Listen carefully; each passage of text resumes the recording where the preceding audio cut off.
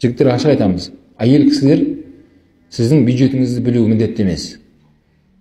Орыстар не дейді? Қанша аз білсең, көп өмір сүресің дей ма? Не істейсің де? Сен маған списканы айтты. Үйге не керек де? Продукт керек па? Киім керек па? Тамақ керек па? Не керек де? Болды. Маған жазып жібер, мен саған әкеп беремін де. Қанша ақшаң бар шотыңда? Не істеп жатсың? Бауырлар, отчет бермеңіздер. Отчет бермеу керек деген сөз отбасыңды сақтап қалудың бір жолы осы қазір заманда. Ашық айтайын сіздерге. Отчет кімге бересіздер? Отчет екі адамға бересің.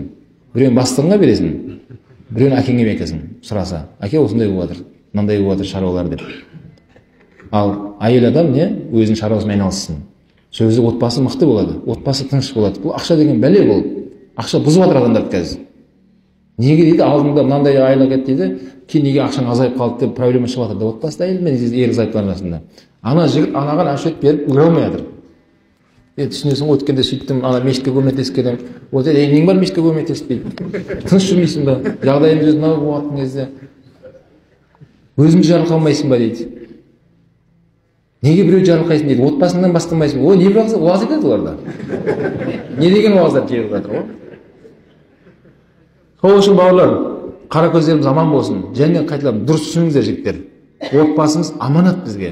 Сол отбасымызда ер азаматтың әрбір істеп жатқан сауабы әйел кісінің де істеп жатқан сауабы деп білсін.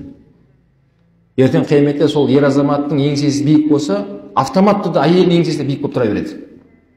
Алланың әділдігі бұл. Әйелдер ойлауы мүмкін да, әйел кісілер. Біз үйде отыра береміз бе, сауаптан махрұм қалып жатырмыз ғой. Мына байларымыз шапқылап мешітке көмектеседі, қажылыққа барады, үйтеді, сөйтеді, бүйтеді, бізше деп ойлап қалмасын. Әрине оларда қажылыққа алып бару керек. Бірақ мынандай сырттағы шаруаларда ер азамат қандай жетістікке жетіп жатыр, автоматты түрде соның жанында кімде жетіп жатыр?